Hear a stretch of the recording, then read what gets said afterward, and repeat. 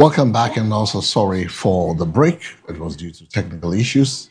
But thank God we're back. Now let's turn our attention to the international front, where the 21-year-old has been rescued alive from debris in Venezuela after surviving 106 hours trapped under rubble following a building collapse triggered by severe structural damage and emergency conditions. A remarkable rescue operation has brought a 21-year-old man out alive after spending 106 hours trapped beneath rubble in Venezuela. Emergency teams worked tirelessly at the disaster site, carefully removing debris in a race against time as hopes of survival began to fade. Rescue officials say the man was discovered responsive after days without food or water, marking a real survivor amidst challenging conditions.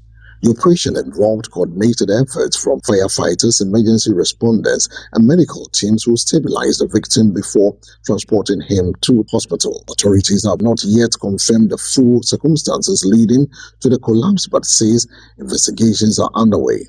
Rescue have been described as a powerful moment of hope amidst widespread destruction and ongoing recovery efforts in affected areas.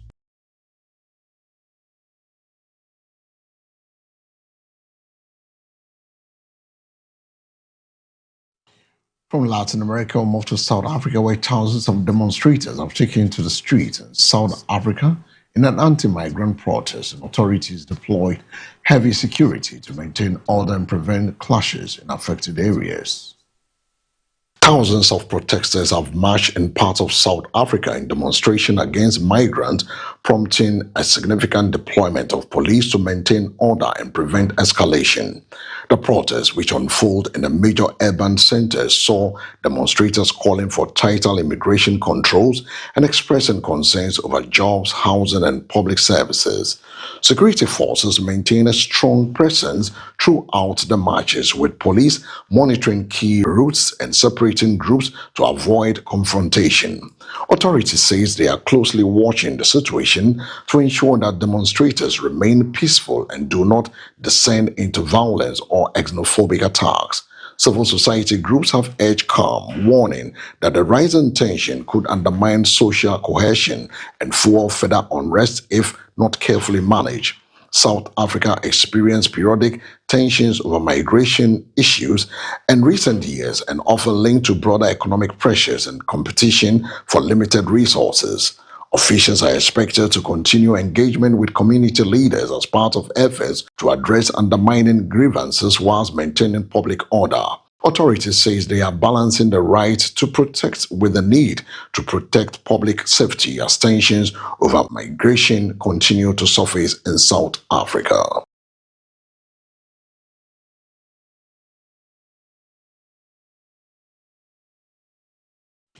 Now back into Latin America, where at least 3 people have reportedly died during a post-match celebration in Mexico City following the FIFA World Cup 2026 fixture, as festivities turned tragic amidst widespread street gatherings. Authorities in Mexico City are investigating a tragic incident that left 3 people dead during celebrations linked to a FIFA World Cup 2026 match. Reports indicate that large crowds had gathered across parts of the city to celebrate the outcome of the game when the situation escalated, leading to chaotic scenes in some areas. Emergency services were deployed to multiple locations as police worked to restore order and provide assistance to those affected. Officials have urged fans to celebrate responsibly, warning against overcrowding, reckless behavior, and the use of unsafe pyrotechnics during public gatherings. The incident has cast a shadow over what was meant to be a night of national celebration as investigations continue into the exact circumstances surrounding the deaths.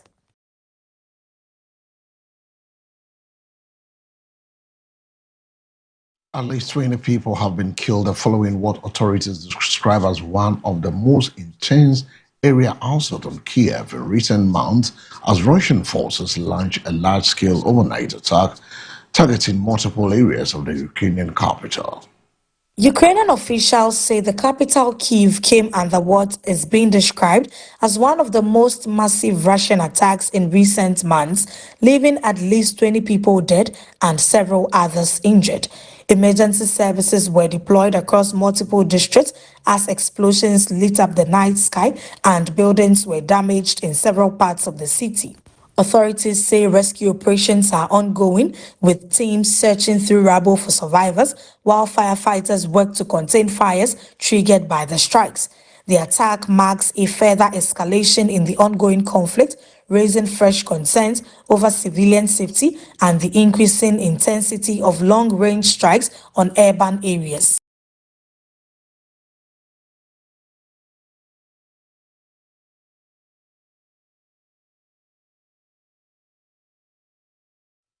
From Kiev, we go to France, where France has recorded an estimated 2,025 excess deaths during the peak of a recent heat wave, as several European countries continue to face extreme temperatures linked to worsening climate conditions.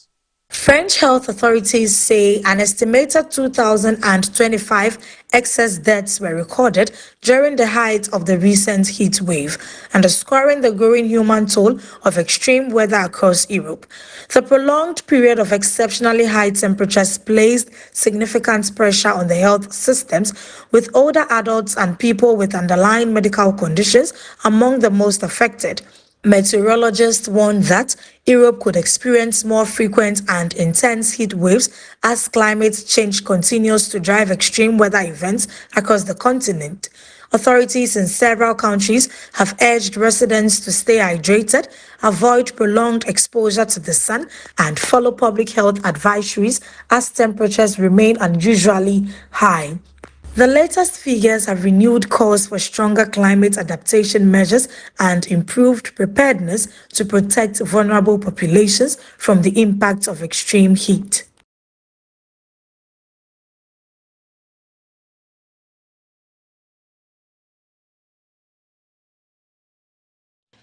And as I will wrap up today's edition of the Weekend News Review, live and direct from our studios on the 10th Avenue, Great Estate, Noah at Dogono. We're also live across our social media handle on MBN360, Facebook, YouTube, X, TikTok, and others. I want to say a big thank you for sticking and staying with us. But before we wrap up today's edition of it, remember, Ghana has been kicked out from the run of 32. Ghana's dream of another memorable FIFA World Cup run has come to an end after a narrow 1-0 defeat to Colombia in the round of 32. Joan Arisa scored a decisive goal in the first half, with the Colombians holding firm to secure qualification to the round of 16. Despite a determined effort from the Black Stars, Ghana struggled to create a clear-cut chances, while goalkeeper Lawrence Atizigi produced a series of impressive saves to keep the scoreline respectable. Although the result marks the end of Ghana's campaign, the Black Stars leave the tournament with plenty to be proud of. Under head coach Carlos Queiroz, the team showed resilience throughout the competition, including victory over Panama, a hard-fought draw against England before reaching the knockout stage. For Ghana, the focus now shifts to rebuilding and preparing for the next chapter, whilst Colombia marches on to the round of 16 with hopes of extending their impressive World Cup campaign. In other results, Cape Verde are losing 3-2 to Argentina in that same group, so African fizzling out. Ghana losing early hours of the day by a 0-0, a goal that was called in the first half. Ghana struggled throughout that game. Argentina 3, Cape Verde 2. Australia 1, Egypt 1. Egypt going through the lottery by 3-4 and qualifying to the round of 16. Switzerland 2, Algeria 0, and that was the scoreline. While Colombia 1, Ghana 0. Later today, the round of 16 starts with Canada taking on Morocco, and Paraguay faces out France. We'll bring you more on our subsequent bulletin. My name is El Samuel. For more news, log on to NBN 360. And we want to say a very big thank you to the entire team as we wrap up today's edition of the news review that comes your way every Saturday from 12 midday to a little after 1 p.m., exactly 1 p.m. That's where we go. So have a good afternoon. Enjoy your weekend.